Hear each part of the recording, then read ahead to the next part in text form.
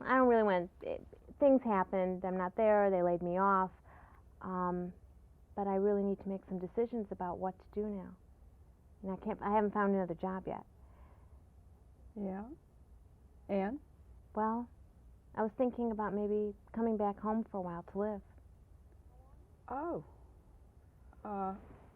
How long do you think you'd want to be home? Well, What's your plans? I'm surprised. I don't know what to say. I'm kind of caught off guard. This is very unexpected. well, not forever. I mean, I don't want to come home forever. I don't know. I need to figure out where things are at. I need some time. Okay. I need to find another job. I'm probably not in this field. Okay. Fine. I'm just surprised. It's fine. You know, your room's here. There's no problem with that. We'll just have to think about it and work it out. How are you doing? You okay with this job thing and all that? Yeah, but, I mean, we'll have to work it out. There's a lot of things to work out. I have some concerns. I have lots of concerns, yes, I sure do. I was just thinking... I said I do, and you do too. I guess we both do. Yeah. I was just thinking, in terms of coming back home, I'm sure we'll have to talk to Dad. I know Dad will have concerns too. And you know, gracious, it's been 5-6 years we've been rattling around this old house by ourselves. We've certainly gotten set in our ways in terms of how we operate and do things. And the last time I was home, I mean, I was 17. I'm not anymore. That's right. And I know you're an adult now, and I know, you know, you live your own life and you keep your own hours and you see who you want to see, and, you know, that's fine. And I don't have to really know about that because you're down in the city and you're doing that and whatever. When you're home, that presents a whole different situation in terms of what you're doing and what we're doing and how we coordinate that. And gracious goodness, you know I don't like it when you leave your shoes by the front door. That hadn't changed. The shoes will stay in the room, but I am an adult. I know. I don't want to really be told, do this, don't do that, you can't do this. I mean, I go out when I want to go out, and I'll let you know when and where. But is it okay? Oh, yeah. It'll be fine. We'll work it out. I'm just aware of all the things that I'm trying. My head is spinning in terms of thinking about what it might mean and what, how it'll be a disruption in terms of the way Dad and I have established the way we've living. But it'll be welcome. It'll be great to have you back. I love sitting in the kitchen and having a cup of tea and talking and chatting. You know, I miss that. I really do. And that'll be really fun. But I'm sure, you know, there's always in our family, you know, if you live in the house, we always expect that you'll contribute in some way. So we'll have to figure out how that'll happen for you. If money is going to be a concern, then we'll have to work that out in another way. So that's one of the things I'm thinking about. And the order, you know, one of my little peculiarities is order. And we'll have to work that out. And you know I wouldn't ask. I mean, it's hard to ask. Yeah, I know it must be difficult for you. You've been out on your own now for several years, so I'm sure it must be difficult for you to think of coming back. And, you know, Dad will surely want to talk with you and find out what's going on, and he'll have to be involved in our conversations. Let's set up a time. I mean, can we talk with Dad this week? Yeah, Dad is in town this week, so we'll be able That's to do good. that. Why don't you come for dinner Monday night? Okay, good.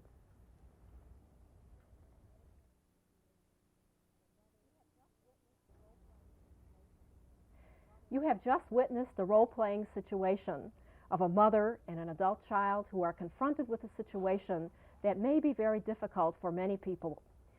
I have today 3 panel members who not only viewed the situation with you, but who experienced it in person, and they are here to talk about it. Let me introduce to you first Doris Satten. Hello, it's Hello. so nice to see you, Doris. Thank you. And I understand that you are a mother whose child, or I should say 2 adult children, came back home Both to live. of them, yes. Yes, Yes. it's nice to see you. Thank you. And we have Lisa Eatman, who is an adult child who came back home to live. It's nice to see you, Lisa. Nice to be here. And Isadora, it's nice to see you. You are a parent whose child had come back home to live, and also you are the district administrator for Jewish Family and Community Service, and so you can speak not only personally but from the issue of many families that you have seen. So it's really nice to see you all. I would like to begin really by having you express some feeling that you had while you were watching the role-playing situation. Well, I myself recall my daughter coming home. She never called me and said, can we talk, that I would like to come home. I recall that she had called me, and she had, she had put a deposit down on an apartment, and she had been, previous to that, she had been living with some friends, and she called me and she said to me, well, what do you think, Mother? She says, do you think that I should take this apartment? I said, well, you put a deposit on it. And she says, well, I don't know. She says, I'm not sure. I said, well, Marla, I said, isn't this what you really want? I said, you want your own apartment. You want to be able to be on your own. She says, yes, but she says, I have already made arrangements with a mover to come home.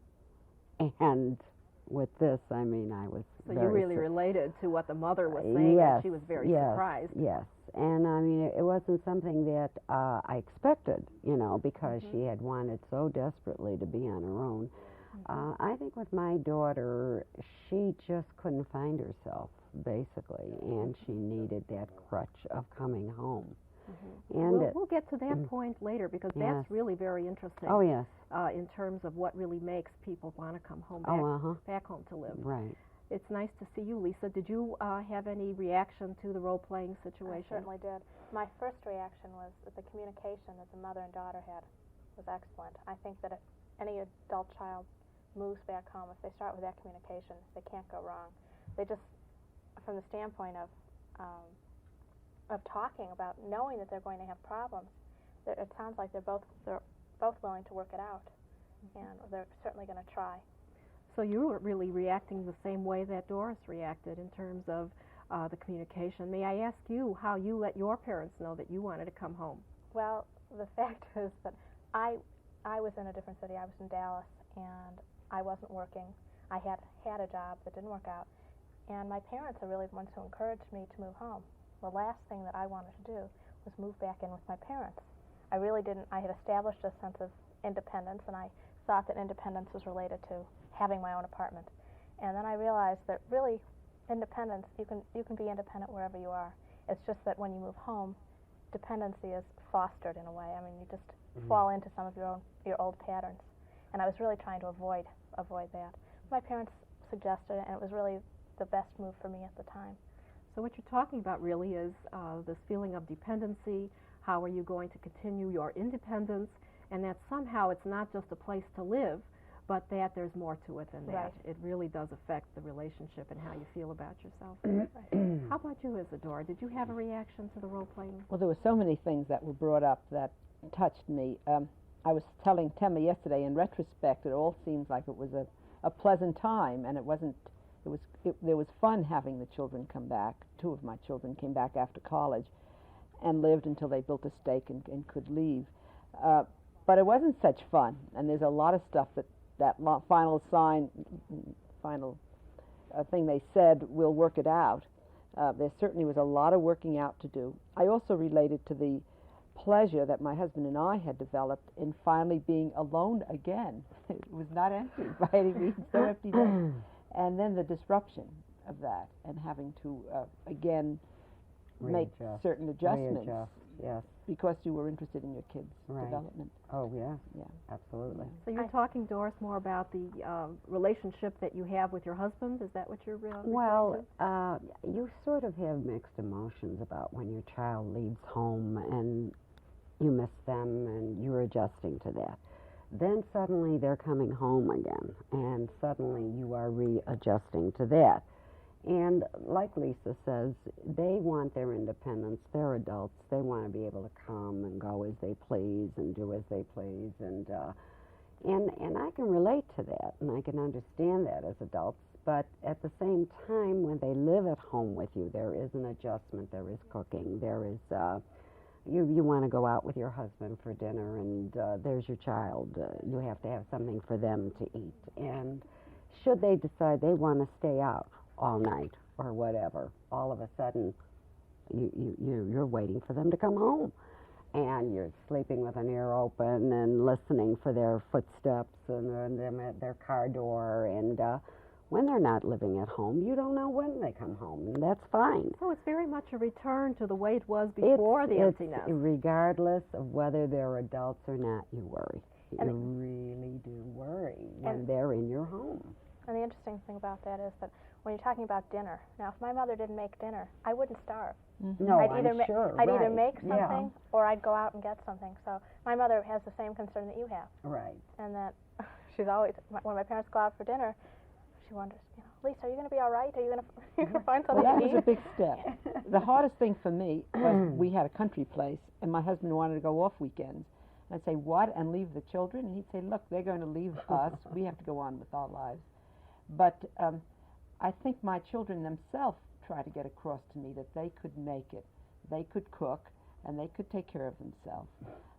Exactly. And that was, and that it wasn't my, I didn't have to be responsible for them in the same way as when they were in high school. That they were, right. They were adults, but that was not easy they're still your children, Yeah.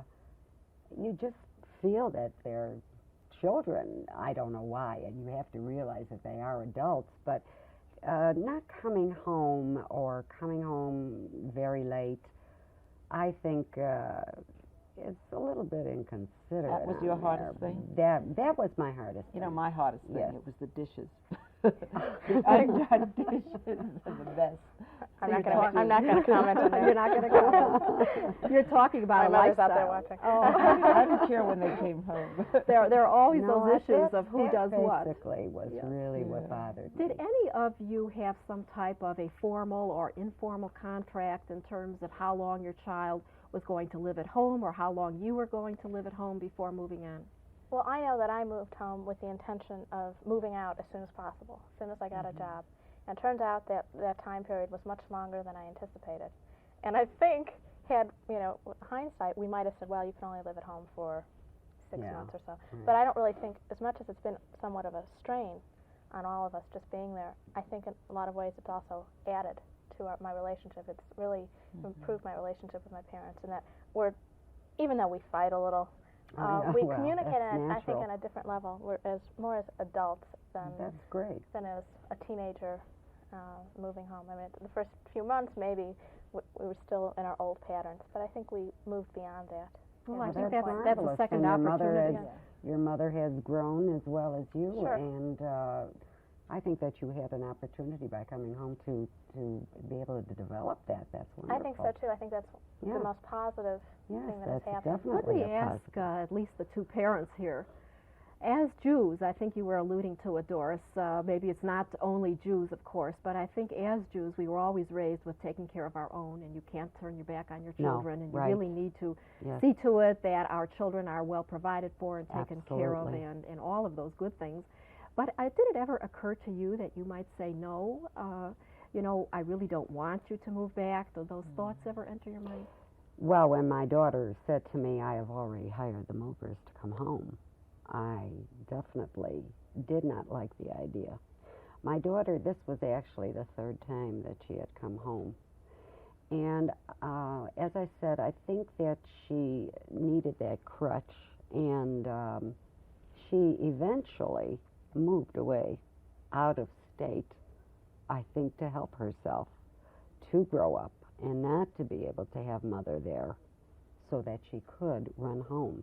So that you were saying that there was a period of dependency and that helped her to move on, and somehow looking back you're satisfied with that. Oh, yes, she has grown immensely. How did your husband react to that situation? Well, my husband is not my daughter's father. Her father passed away many years ago, and he's very fond of my daughter, and he did very well with her, very well. He's, of course, we would have liked to have been alone, and eventually it got to the point where you feel, I mean, if you have any maturity that eventually you are going to be on your own, and these children are going to eventually leave and grow up, and this So has it was happened. just a period of It was transition in a right, way. right, Mhm. right.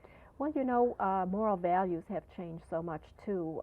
Perhaps in the last 20 or 30 years, we've seen so many flip-flops in moral values. I know years ago, a child never moved out of the household unless he or she married. That's right. And there were so many derogatory terms for these people who did. Women were whores, men were playboys, and somehow there was always that dark finger pointing at someone who even had the thoughts of moving out before marriage. Mm. And then we had the flip-flop of the me generation and everybody being so independent, do your own thing, get a job. Women certainly have gotten jobs, lived on their own, and certainly moral values and codes have changed. There are many people nowadays then who find that their children want to move home, and parents seem to wonder, is there something wrong with my child? Did I do a good job? Is my child too dependent, not independent enough? And as though with the change in the values of society, we begin to question now when children are moving home that maybe there's something wrong with them.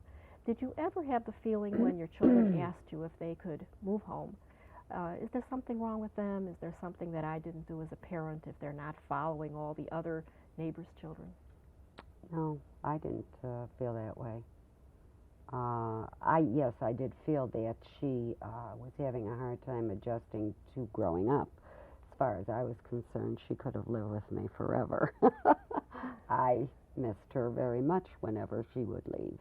But I did find that as she kept coming home, instead of getting closer together, we were fighting more. And I think it was because she resented herself, the fact that she was running home. I think she resented it. She wanted to be out on her own, and I think she just didn't like herself for running home. And I think that was one of the reasons that we probably quarreled as much as we did, because of the way she felt.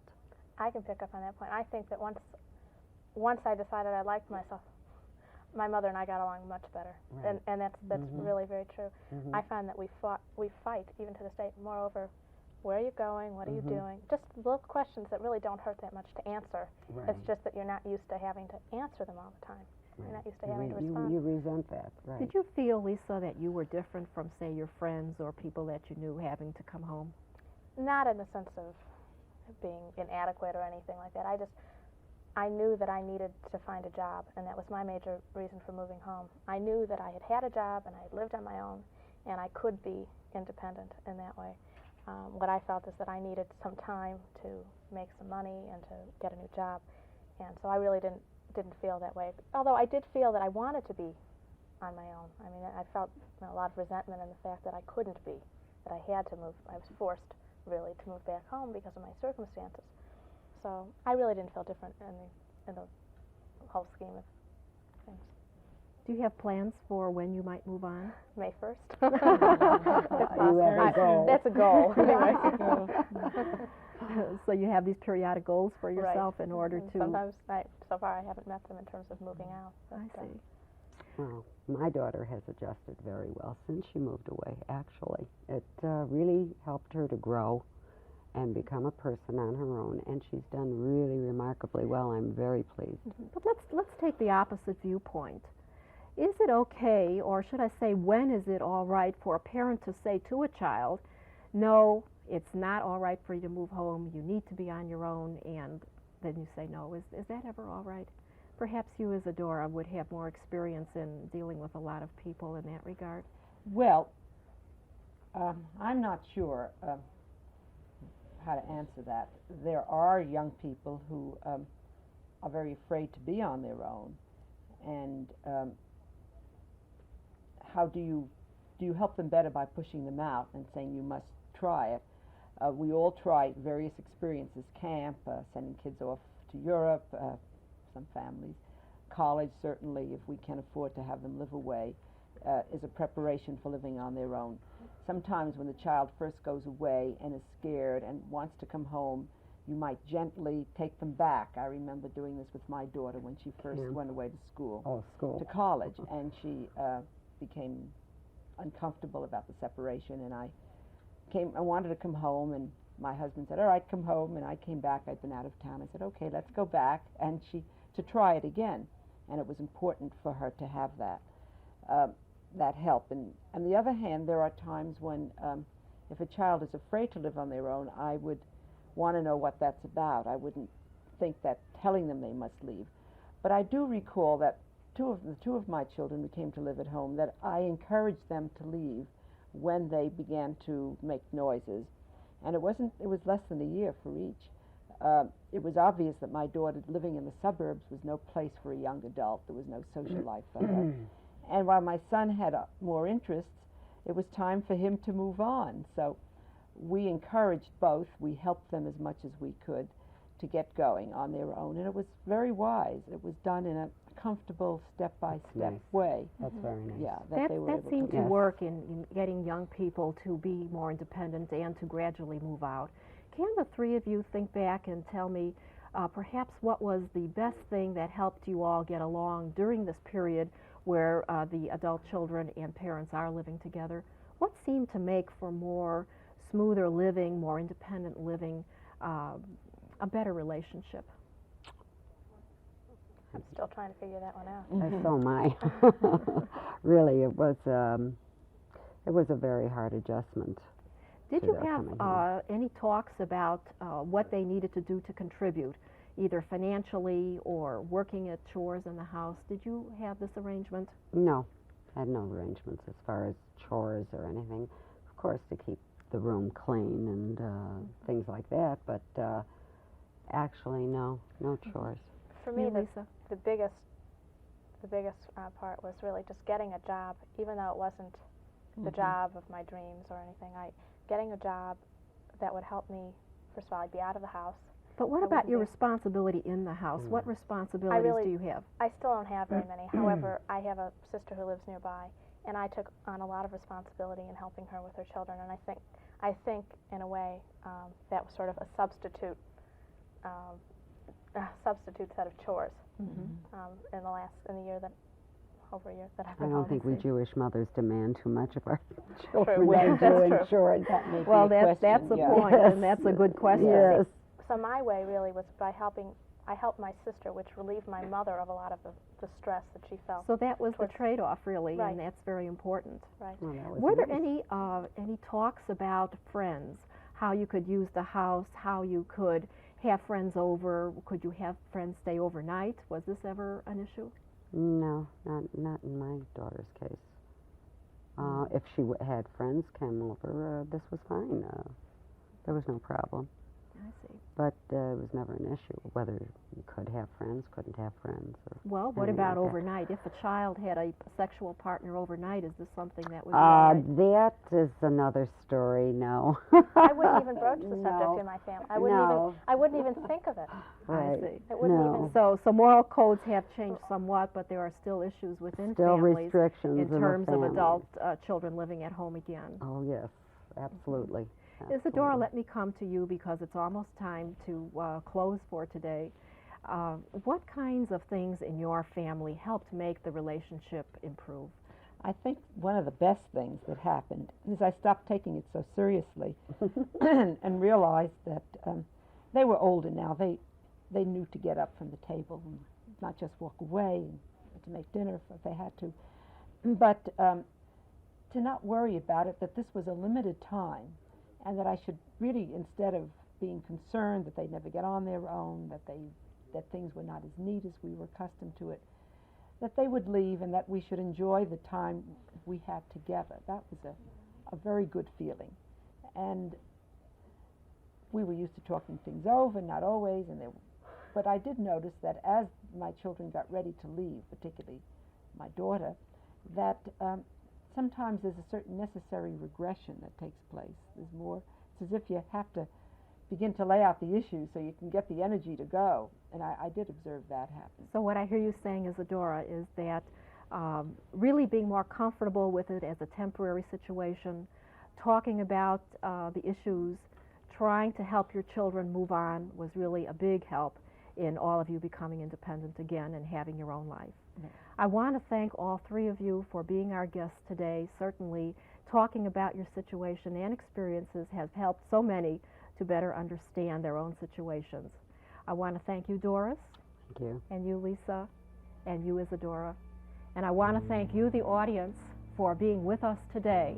It's always a pleasure to be with you, and I hope that you'll join our next program, which is Intermarriage, the Effect on the Family.